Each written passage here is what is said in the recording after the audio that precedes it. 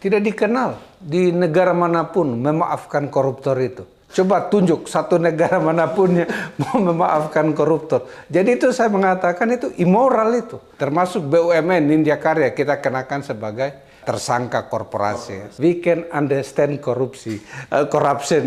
Kami bisa dapat mengerti korupsi. Sekarang bukan cuma memahami, memaafkan. Wah, itu betul-betul pesan yang tidak baik bagi masyarakat dan pesan yang tidak baik bagi international community. Harus disegerakan, karena itu daripada pidato lebih bagus tindakan.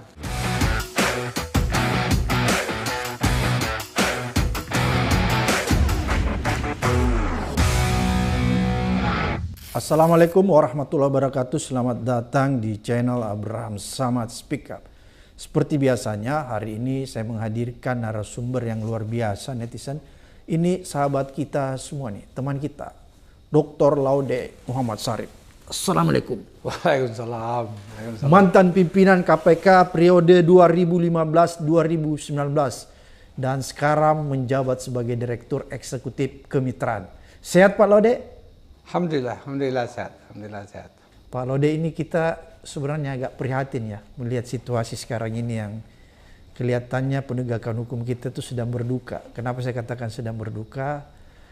Ya, banyak kejadian yang cukup mengagetkan kita, misalnya kasus korupsi 300 triliun tambang timah itu kok cuma divonis 6 tahun. Belum lagi kalau kita lihat lembaga-lembaga penegakan hukum kita ini tidak satu frekuensi dalam melihat pemberantasan korupsi. Beda-beda ya. Sehingga pemberantasan korupsi itu tidak lagi dijadikan musuh bersama. Tidak dianggap extraordinary crime.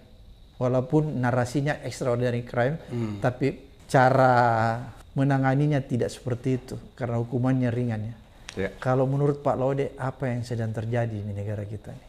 Ya, memang yang berduka itu bukan cuma kita sebenarnya, tetapi masyarakat umum juga. Masyarakat umum itu kalau di media sosial atau di mana saja mereka juga cukup prihatin. Tetapi menurut saya bukan hanya tahun ini, tetapi itu dari 5 tahun terakhir. 5 tahun terakhir kita lihat memang jangan lupa loh, 5 tahun terakhir berarti sejak Undang-Undang KPK direvisi ya? Iya, sejak Undang-Undang revisi KPK itu kan akhirnya memang bisa kita lihat dengan menempatkan orang-orang yang bermasalah juga di KPK. Terbukti yang melanggar etik ada 3, yang di sidang 4, yang tidak dapat itu hanya 1. Jadi memang periodenya Pak Firly itu pimpinannya agak susah dipegang. Tetapi terlepas dari itu, periode suram itu ya? Ya, periode yang sangat suram. Yang bukti berikut, dari kita mendapatkan nilai Corruption Perception Index 2019 di akhir saya itu adalah 40, setelah diubah undang-undangnya itu langsung turun menjadi 37. IPK-nya ya? IPK-nya, indeks persepsi korupsinya. Hari ini 34. Tetap bertahan? Iya, jadi bukan tak bertahan, itu menurun. Jadi itu artinya tidak ada dalam sejarah Indonesia sejak dari zamannya Megawati sampai dengan SBY itu paling pernah stagnan ya. Nanti pada periode pertama Pak Jokowi naik sampai 40, tapi setelah itu dia turun menjadi 34. Tidak pernah ada sejarahnya itu menurun. Dan turunnya terjun bebas ya? Bukan 1 poin gitu? Bukan 1 poin. Dari 40 sampai menjadi 34, jadi 6 poin. Jadi Pak Jokowi periode pertama itu mulai dengan 34, kembali ke 34, jadi betul-betul kontribusinya tidak ada. Berarti, zero contributions. Berarti boleh dikatakan bahwa rejim Jokowi ini sebenarnya rejim yang menganak-emaskan koruptor ya? Ya, saya tidak mengatakan seperti itu, tapi dilihat dari Corruption Perception Index, betul-betul ya sangat-sangat menyedihkan karena start 34, berakhir 10 tahun dengan 34. Berarti kan zero contribution saya menyebutnya. Itu yang kedua. Yang nomor 3, memang penegakan hukum anti korupsi itu ya makin hari makin terasa hambar. Makin hari terasa hambar. Dan itu dapat dilihat dengan beberapa kasus ya, baik itu yang ditetapkan oleh KPK maupun sebagian juga oleh Kejaksaan Agung. Apalagi yang melibatkan aparat penegak hukum. Itu memang agak suram. Misalnya hukuman Pinangki waktu itu yang sampai hanya 4 tahun, seperti itu salah satunya.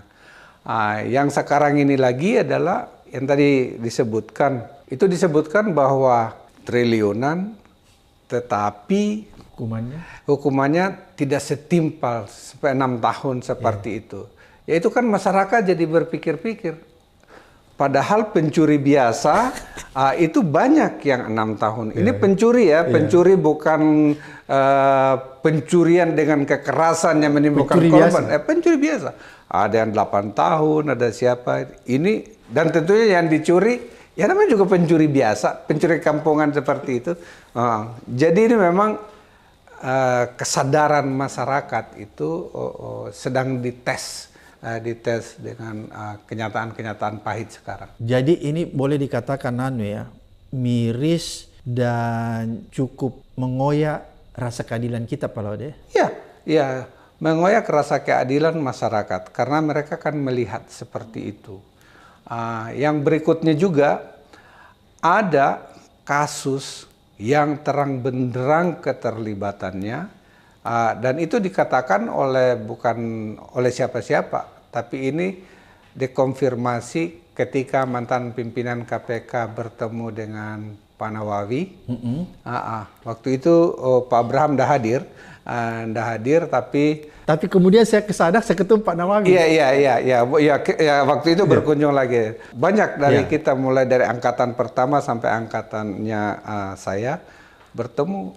Beliau mengatakan bahwa yang ditetapkan bebas pra peradilan, tidak usah disebut namanya, mantan wamen, dan namanya gitu sebenarnya harusnya dibuat sprindik baru. Ya harusnya dibuat sprindik baru karena apa? Menurut dia sangat terang benderang. Termasuk kasus yang terakhir yang berikut dari gubernur itu juga yang bebas. Saya kurang tahu itu pada saatnya Pak Abraham mungkin waktu itu Arief Sirajudin. Dia waktu itu pra peradilan, terus menang, habis itu ditetapkan tersangka lagi dan ingkrah terbukti. Zaman saya bahkan jauh lebih berbahaya maksudnya. Pak Setia Novanto ikut pra peradilan, kita tetapkan lagi menjadi tersangka dan benar. Oleh karena itu saya pikir karena ini sangat berbahaya dua pra peradilan ini. Karena alasan hakimnya dia mengatakan bahwa karena bukti-bukti didapat pada saat penyelidikan, bukan pada tahap penyidikan. Padahal dari dulu KPK itu untuk kita menetapkan seseorang menjadi tersangka, ketika proses lidik ini sudah mendapatkan dua alat bukti yang sah, baru itu ditetapkan. Beda dengan institusi penegak hukum lain. Iya, itu yang membedakan. Dan kalau misalnya itu disalahkan dua ini, berarti seluruh kasus yang sudah ingkrah. Yang sudah ingkrah dari itu salah. Kalau salah berarti mereka kan harus direhabilitasi nama baiknya. Oleh karena itu saya pikir ya kita melihat ya kesungguhan pimpinan KPK yang baru. Kita berikanlah waktu ya untuk berbenah. Ya. Oke Pak Laude, ini menarik ya. Kalau kita lihat tadi Pak Laude bilang kita berikan dulu kesempatan pimpinan KPK yang baru. Saya ingin melihat nih, ada beberapa menteri nih di kabinet sekarang yang tiba-tiba mewacanakan, mengeluarkan gagasan ya bahwa perlu kita mengambil posisi, mengambil satu sistem memaafkan koruptor. Bahkan kalau Menteri Koordinator HAM juga dia mewacanakan memberi amnesti. Ya. Apakah menurut Pak Laude apa yang disampaikan baik ini berupa wacana maupun berupa gagasan ini mencerminkan bahwa sebenarnya pemerintahan kita itu tetap memberikan karpet merah kepada koruptor? Iya, pertama itu tidak dikenal di negara manapun memaafkan koruptor itu. Coba tunjuk satu negara manapun yang mau memaafkan koruptor. Jadi itu saya mengatakan itu immoral itu. Immoral? Iya seperti itu. Karena mau membenarkan yang salah. Yang salah, ya seperti itu. Yang kedua, pemaafan itu kan berarti ya itu tadi seperti ya syukur ya kalau begitu ya karpet merah. Coba bayangkan ya. Semua yang teman-teman di polisi, di kejaksaan dan di KPK tahu. Yang kita bisa sidik bahkan sampai yang kita limpahkan ke pengadilan itu mungkin kurang dari 10% semua korupsi di Indonesia. Kita tahu persis itu karena koruptor itu, bayangkan misalnya sudah kita dapat sidik, terus ada ide untuk kita memaafkan. Jadi itu sama saja dengan menganjurkan orang, lo korupsi saja. Nanti kan kalau kamu kedapatan, lo balikin duitnya dan kamu nggak diapa-apain. Padahal undang-undang kita yang sekarang ini juga mengatakan bahwa pengembalian uang yang dicuri itu tidak menghilangkan unsur pidananya kan? Tidak menghapuskan ya? Iya, paling itu kan dipakai oleh hakim untuk meringankan seperti itu. Jadi memang menurut saya pemaafan ini ya saya belum pernah dengar itu. Iya. Tidak masuk di common sense kita ya? Iya, nggak ada dan di negara lain juga tidak ada. Kalau misalnya mau hak-hak presiden memberikan abolisi, amnesti, rehabilitasi seperti itu, kan biasanya itu adalah tujuan kemanusiaan, tujuan untuk kepentingan umum. Terus apa coba yang diberikan kemanusiaan dari seorang koruptor yang sudah mengambil uang negara, sudah menguntungkan diri sendiri, memiskinkan orang lain. Ya, dan pokoknya saya tidak pernah melihat ada satu alasan pembenar sedikit pun untuk memberi maaf. Jadi menurut Pak Laude ini sebagai mantan pimpinan komisioner KPK bahwa sebenarnya wacana ini atau gagasan ini yang memaafkan koruptor ini adalah wacana atau gagasan yang menyesatkan ya, justru bisa menimbulkan orang akan buru-buru menjadi koruptor semua ya. Iya, jadi ini menurut saya itu bisa menyesatkan karena nanti orang-orang di luar sana bilang tidak apa-apa kok korupsi, nanti kita kembalikan kalau didapat. Kalau nggak didapat, ya alhamdulillah. Ya, itu kan itu namanya seperti setengah menganjurkan jadinya. Memang saya dengar bahwa itu sebenarnya tujuan utamanya bukan penghukuman badan, tetapi untuk mengembalikan uang yang dicuri. Kalau itu kan ada mekanismenya juga, bukan pemaafan dan amnesti namanya. Kalau itu harusnya yang dipercepat undang-undang perampasan aset, untuk mengembalikan kan? Iya. Ini sudah ngendon di DPR, di ERAMI sudah lama sekali, tidak menetas-menetas itu undang-undang perampasan aset itu. Jadi kalau menurut Pak Laude seharusnya bukan gagasan memaafkan koruptor atau memberi amnesti, tapi yang harus digenjot pemerintah sesegera mungkin memberlakukan undang-undang perampasan aset, seperti gitu? Betul.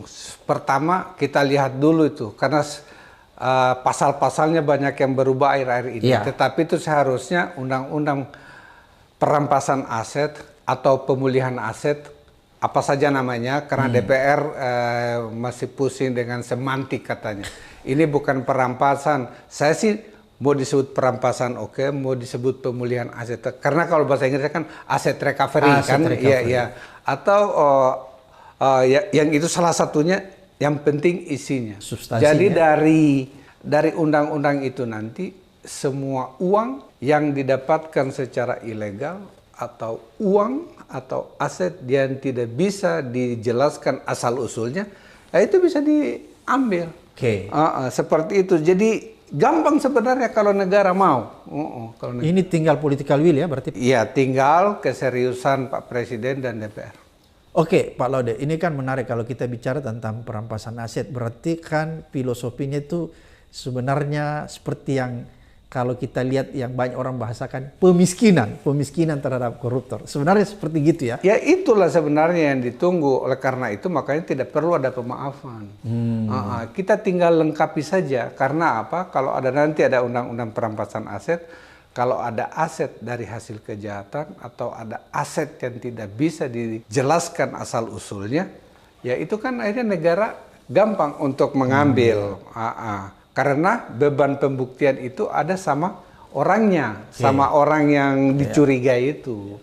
Pembuktian sempurna ya. Iya, pembuktian sempurna. Jadi begini Pak Laude, kan ini menarik nih kalau kita lihat bahwa kan selama ini juga sebelum adanya undang-undang perampasan aset, itu kan kita masih bisa punya cara untuk mengembalikan uang negara yang diambil kan. Dengan cara misalnya memberlakukan TPPU, tindak pidana pencucian uang ya. Kadang-kadang begitu cara kita ya. Untuk mensiasati karena belum ada undang-undang perampasan aset. Tapi akhir-akhir ini Pak Lode kita lihat itu kan sudah jarang sekali digunakan oleh teman-teman KPK di eranya Firly ya. Kemarin katanya korupsi pertanian Sahrul, tapi toh sampai detik ini juga kan kita nggak lihat ya. Menurut Pak Lode, apakah memang belakangan ini kita melihat bahwa law enforcement yang dilakukan teman-teman aparat penegak hukum terhadap kasus-kasus korupsi itu hanya sebatas formalitas belaka saja, tapi tidak pada substansinya. Kan kalau kita melakukan pemberantasan korupsi pada substansinya, maka ada dua hal yang bisa kita lakukan. Pertama, kita mengembalikan nih kerugian negara yang diambil itu kan. Kemudian memenjarakan orang secara maksimal supaya ada deteran efek. Kan itu kalau kita bicara substansi. Betul. Kalau menurut Pak Lode, apakah memang aparat penegak hukum sekarang ini sebenarnya lebih kepada formalitasnya bukan substansinya? Yang penting diselesaikan, hukumannya biar ringan dan lain-lain. Enggak peduli dia kan? Saya sih kalau melihat itu mungkin ada beberapa hal yang mempengaruhi. Ya. Karena orang beruang itu juga bisa mempengaruhi proses hukum kan. Mulai dari lidik, kesidik, penuntutan, bahkan di sidang pengadilan. Itu kita tidak boleh mengesampingkan unsur itu. Jadi pasti ada ya, itu yang mempengaruhi. Saya tidak bilang pasti, tetapi itu variabel itu harus kita pikirkan bersama. Apakah variabel itu menjadi variabel yang dominan, Pak Lode? Menurut saya iya. Menurut saya iya, karena yang kedua, tindak pidana pencucian uang itu kan pertama harus ada, ya maksudnya nih kita ini kan bukan cuma teori, tapi kita melihat, sudah pernah. Terus terang di KPK pun kita itu tidak terlalu banyak TPPU itu. Karena apa? Ini sebenarnya saya tidak boleh bicara di sini, kita tidak, tapi biar masyarakat tahu. Untuk lidik sidik TPPU itu, kalau pelakunya jago, itu sulit. Sulit sekali. Apalagi uangnya itu bukan lagi di dalam wilayah Republik Indonesia. Jadi itu harus ada effort yang harus effort lama sekali. Oleh karena itu, kalau kita mau pakai model konvensional, kan mereka selalu bilang, ya kalian follow the suspect, harus follow the money. Betul, kita follow the money, kita follow. Oh, ada dari bank A, tapi transaksinya ini seperti transaksi sah.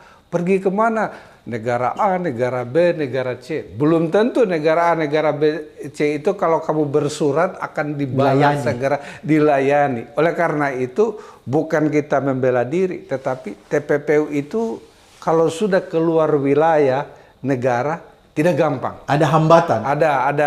Ada hambatan. Oleh karena itu mungkin perampasan aset itu jauh akan lebih ampuh, lebih mudah dibanding hanya menggunakan satu instrumen TPPU seperti itu.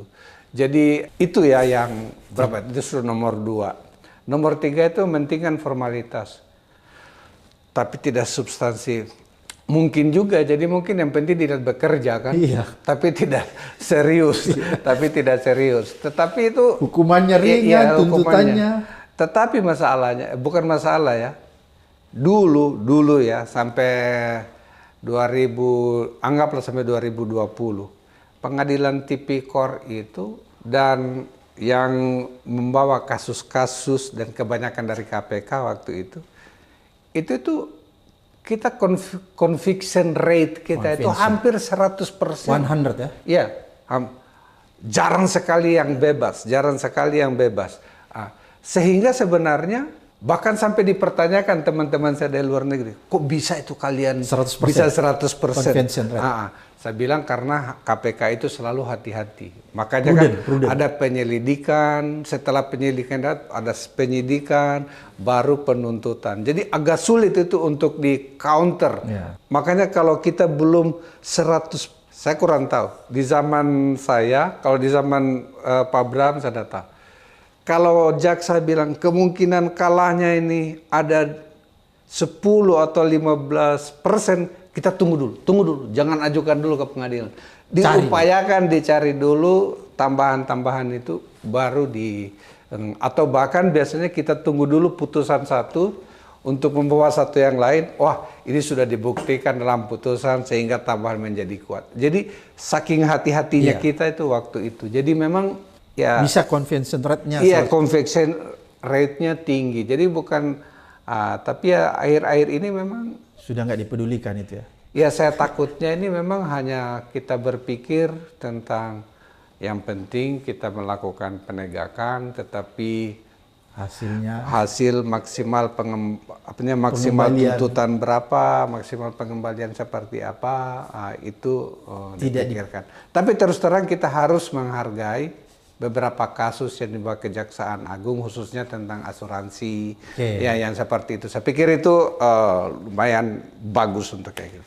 Oke, kan menarik nih Pak Laude ya, kalau tadi Pak Laude katakan bahwa kita tidak pernah menemukan satu negara pun, tadi kata-kata Pak Laude saya belum yang pernah bisa memberi satu ruang atau satu sistem pemberlakuan memaafkan koruptor. Kan itu gak ada Pak Laude bilangnya di satu. Berarti kalau begitu ini pertama kalinya negara Indonesia ini yang memberikan wacana atau gagasan untuk melakukan pemaafan terhadap koruptor ya? Iya, oleh karena itu makanya itu saya agak kaget juga, misalnya ada beberapa 1-2 menteri yang berkomentar seakan-akan sudah diatur misalnya amnesti, abolisi, rehabilitasi, ada yang undang-undang yang lebih tinggi, itu undang-undang dasar. Iya, tapi konteksnya beda kan, jadi jangan semuanya kita gantungkan di situ. Yang kedua, sudah ada itu tindak pidana ekonomi yang dikatakan, tapi itu bukan tindak pidana korupsi, beda lagi. Apa yang ada di luar negeri? Ada. Di Amerika Serikat itu kita mengenal NPA, Non-Prosecution Agreement, dalam FCPA itu diatur secara khusus. Tapi itu kebanyakan untuk pelaku korporasi, perusahaan yang memang hukuman utamanya itu adalah denda. Ada denda. Kalau di Inggris atau UK Bribery Act itu ada mengatur tentang Deferred Prosecution Agreement, seperti itu. Itu ada. Jadi tapi itu kebanyakan jarang sekali diberikan pada individu. Semua itu korporasi. Ya, kebanyakan pada korporasi besar. Jadi kalau misalnya korporasi ikut terlibat dalam kasus korupsi, maka biasanya yang didahulukan itu adalah bagaimana total aset yang dikembalikan, berapa kerugian yang itu, misalnya ada kekurangan bayar pajak, royalti, dan dia menyogok kiri kanan, seperti Rolls Royce. Saya mengatakan ini karena saya atau KPK ikut terlibat dalam investigasi kasus Rolls Royce yang dikomandoi oleh KPK-nya Inggris, Serious Fraud Office-nya Inggris waktu itu. SFO. Iya, SFO. Bahkan kami rapatkan di Singapura, saya ikut. Kami rapatkan juga di New Zealand, saya ikut, antara ketua pimpinan KPK Indonesia, saya waktu itu CPIB-nya Singapura, dan Ibu Lisa, ketua SFO-nya, kita bicarakan seperti itu. Jadi memang dikembalikan dan membayarnya itu besar sekali. Itu lebih dari 600 juta pound sterling. Pound sterling ya? Iya, ini jadi triliun dan triliun. Bukan dolar. Ya, jadi seperti itu. Jadi itu betul-betul dikembalikan. Jadi misalnya untuk kasus perusahaan itu sebenarnya ini memang harus, jangan saja orangnya, kalau ini betul dunia usaha, harus dikenakan kepada perusahaannya. Dan undang-undang kita sudah bisa itu. Memungkinkan. Apalagi sudah ada peraturan Mahkamah Agung tentang tindak pidana korporasi. Ya, itu sudah bisa. Ruangnya sudah ada. Ruangnya sudah ada, makanya itu tidak usah aneh-aneh dengan yang belum pembatasan, pemaafan seperti itu. Bahkan ketika saya di KPK, ada 4 perusahaan, termasuk BUMN Nindya Karya, kita kenakan sebagai tersangka korporasi. Dan itu didenda. Didenda, bayar uang pengganti yang banyak seperti itu, ya. Jadi besar ya pengembalian kerugian negaranya. Iya. Oke Pak Laude, kalau menurut Pak Laude nih, kalau misalnya gagasan serta wacana ini terus dikembangkan, memaafkan, ya, memberi amnesti kepada koruptor, apa konsekuensinya terhadap agenda pemberantasan korupsi ke depan dan apa konsekuensinya terhadap IPK kita ke depan? Wah, ini nih saya yakin ini akan memiliki konsekuensi yang sangat jelek. Nomor satu, UNCAC yang kita ratifikasi itu kan selalu mereka bilang zero tolerance to corruption. Jadi itu tidak ada toleransi bagi korupsi. Pesannya itu. Dan kita sudah ratifikasi. Tiba-tiba kita sekarang mengeluarkan wacana memaafkan. Ya belum memaafkan, mungkin sama bilang bahasa Inggrisnya we can understand corruption. Kami bisa dapat mengerti korupsi. Dari zero tolerance menjadi bisa memahami. Sekarang bukan cuma memahami, memaafkan. Wah, itu betul-betul pesan yang tidak baik bagi masyarakat dan pesan yang tidak baik bagi international community. Jadi ini dulu padahal kan kita sudah ratifikasi UNCIC, makanya kita harus terikat kan? Yes, ikat. Dan itu dari dulu dikatakan bahwa korupsi itu serious crime. Ya, kejahatan yang sangat serius. Kalau kita sudah bisa memaafkan kejahatan yang sangat serius, berarti kejahatan yang biasa-biasa lebih gampang lagi untuk dimaafkan. Yang bisa dimaafkan itu tipiring. Tapi itu pun sebenarnya bukan dimaafkan itu ya. Hanya dipercepat prosesnya. Seperti itu. Kecuali tindak pidana ringan. Jadi luar biasa Pak Laude bahwa ini konsekuensinya kita menjadi negara yang mungkin akan ditertawakan ya bagi komunitas negara-negara yang sudah meratifikasi UNCIC ya. Ya, akan dipertanyakan keseriusan oleh teman-teman keseriusan negara kita, bagaimana komitmen pemerintah Indonesia terhadap pemberantasan korupsi. Sekarang pun masih sering dipertanyakan komitmen kita ketika saya di KPK. Karena apa? Undang-undang Tipikor kita kan belum memiliki pasal-pasal tentang pemulihan perampasan aset. Illicit enrichment belum ada. Unexplained wealth, yang bahasa Indonesianya itu memperkaya diri sendiri dengan tidak sah, aset yang tidak bisa dijelaskan asal usulnya belum masuk, korupsi di sektor swasta belum ada. Terus penyuapan pejabat publik asing belum ada, termasuk ada satu lagi nih, trading in influence. Jadi itu kita masih ada punya 6 tunggakan. PR kita. Ya, PR kita. Jadi dari dulu seharusnya yang direvisi itu Undang-Undang Tipikor. Bukan Undang-Undang KPK-nya. Tapi tiba-tiba yang dipertanyakan UNCAC atau UNODC itu adalah Undang-Undang Tipikor kita. Sedangkan Undang-Undang KPK itu dianggap sebagai best practice. Saya masih ingat tuh di zamannya Pak Abraham ketika terjadi Jakarta Principle on the Independency of Anti-Corruption Agencies. Itu menjadi contoh. Contoh dunia ya. Namanya role model. Role model. Di mana-mana kita pergi selalu lihat KPK, independensinya di mana-mana. Bahkan begini Pak Laude. Karena itu kita mendapatkan penghargaan Ramon Magsaysay di Filipina. Iya, di Filipina. Terus di zaman saya itu kita bikinkan Colombo Commentary on Jakarta Principle. Jadi itu kalau sekarang itu ada komentar Colombo terhadap Jakarta Principle itu lebih detail lagi syarat-syaratnya. Dan itu role modelnya apa? KPK Indonesia. Betul. Dan saya hadir. Jadi kalau tidak percaya itu bisa lihat di Colombo komentar itu ada nama saya tuh. Laude M. Sari. Ya sebagai salah satu perumus Colombo komentar itu. Saking apa? Dunia terpukau. Ya tapi ya itulah. Kan tergantung presidennya. Ya tergantung pimpinan negara dan parlemen. Waktu itu bukannya mereka merevisi Undang-Undang Tipikor yang masih dipertanyakan oleh masyarakat dunia. tetapi mereka merevisi yang sudah baik. Ya, itu sayang sekali. Berarti kalau kita lihat memang tidak ada political will yang kuat dari rejimnya Pak Jokowi untuk menjadikan korupsi itu menjadi kejahatan yang luar biasa yang harus diperangi secara bersama-sama. Iya, dan itu tuh tidak boleh kita hanya memberikan atau menyalahkan satu partai politik. Itu semua partai politik setuju. Rejim ya? Iya, semua partai politik tadi tidak ada satupun partai politik yang tidak setuju. Jadi oleh karena itu makanya ada sekarang kelihatan mau jadi kayak pahlawan. Enggak, saya sudah catat. Itu semua. Good ya. Semuanya. Jadi catatan Pak Lode bahwa kalau sekarang ada partai politik yang tiba-tiba mau tampil sebagai pahlawan, ternyata dia punya track record menyetujui. Menyetujui itu. Jadi maksud termasuk menyetujui pimpinan KPK yang bermasalah.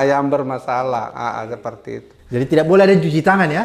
Ya semua kita bertanggung jawab. Saya juga bertanggung jawab. Semua kita masyarakat Indonesia bertanggung jawab. Oke. Seperti itu. Pak Lode, kalau begitu apa nih yang harus dilakukan pemerintahan yang baru ini agar bisa mengembalikan semangat dan kepercayaan masyarakat bahwa masih ada asa pemberantasan korupsi?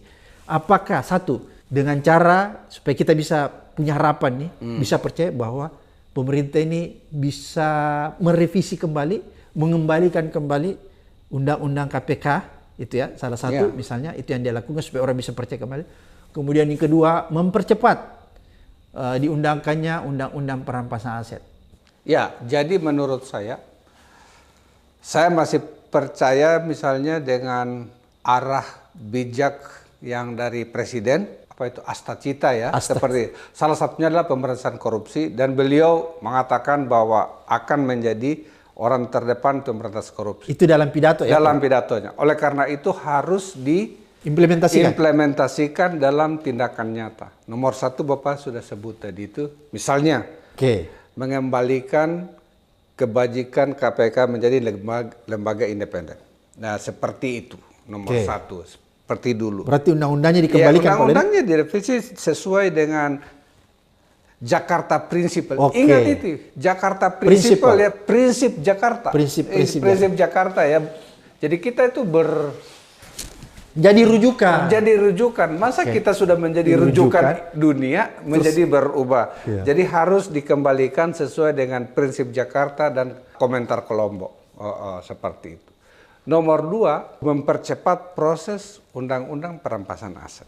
Ya, itu disegerakan. Kalau bisa ya dalam waktu misalnya kurang 3 bulan lagi karena pasal-pasalnya sudah ada, tinggal diketok itu di DPR ya. 100 hari pemerintahan Prabowo ya. Iya, nomor tiga merevisi semua tadi kekurangan-kekurangan dalam undang-undang tipikor kita. Yang masih kita butuhkan. Kalau misalnya sudah itu kan tinggal Pak Presiden menjadi panglima tertinggi untuk pemberantasan korupsi. Saya yakin kalau Presiden mengatakan, dan itu sudah berkali-kali pidato, ini tidak boleh lagi nih ada kementerian, lembaga yang menghalang-halangi niat semangat pemberantasan korupsi itu. Jadi jangan akhirnya menjadi kayak pembenar. Itu sudah ada juga itu universitas, satu orang yang sudah komentar tadi itu yang saya bilang dari kampus. Ya, orang kampus sudah membenarkan lagi kayak pemaafan.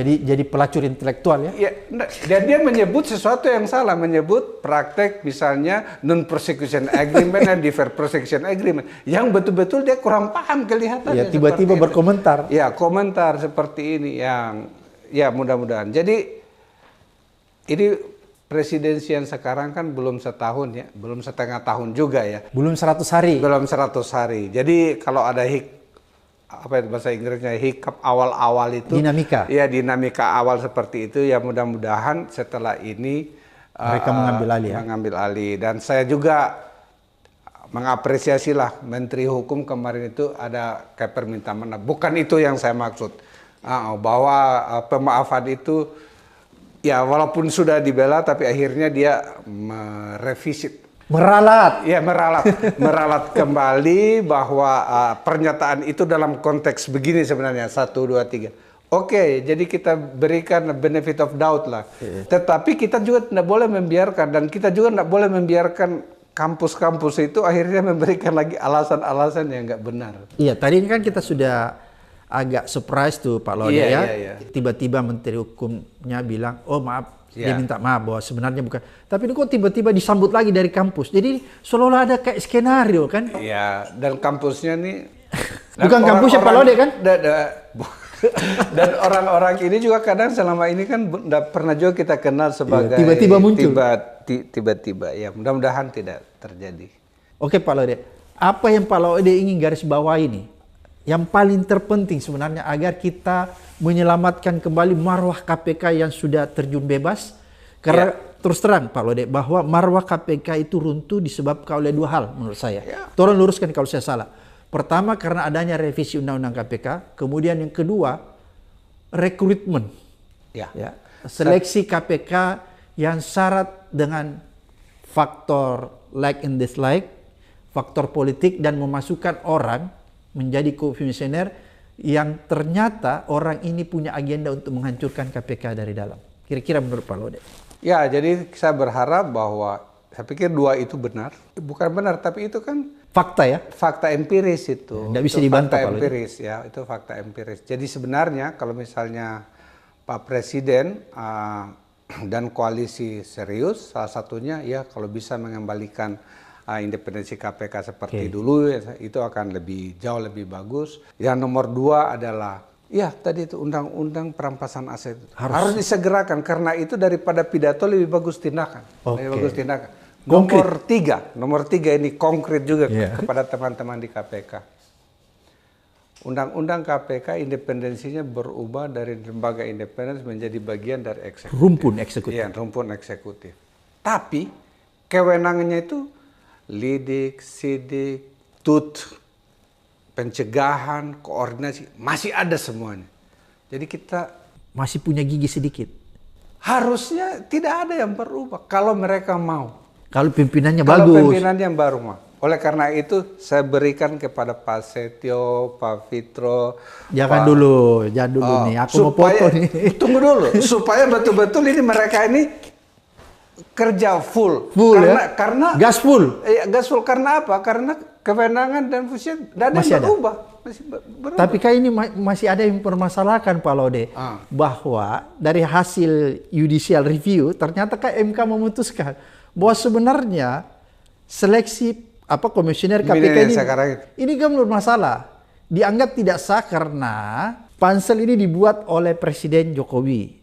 Yang sebenarnya menurut MK ini bahwa harusnya kan Presiden itu dalam periode tertentu cuma sekali ya membentuk tim pansel KPK. Ini kan sekarang sudah diputuskan oleh MK. Bagaimana menurut Pak Laude ini?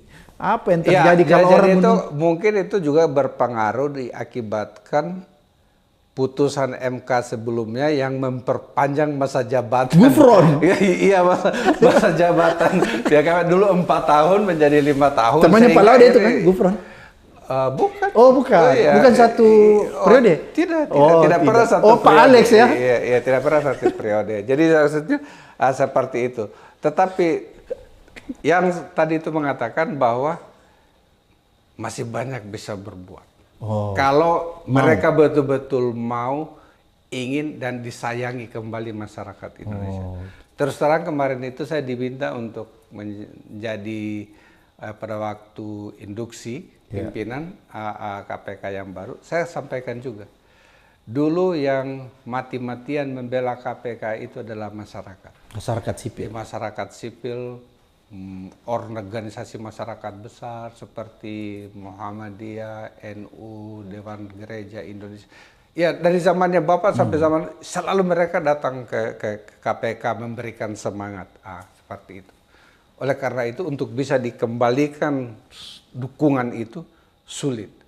Kecuali memang melihat kesungguhan pimpinan dan KPK sekarang itu betul-betul ya mau menegakkan, mengulangi, karena terus terang ya penindakan itulah yang sebenarnya yang menjadi ciri khas AA. Walaupun saya selalu dikata ya Pak Abraham juga termasuk saya, kalau kita pergi ke Komisi 3 selalu dikatakan, ini apa ini pendidikan terus, pencegahannya apa?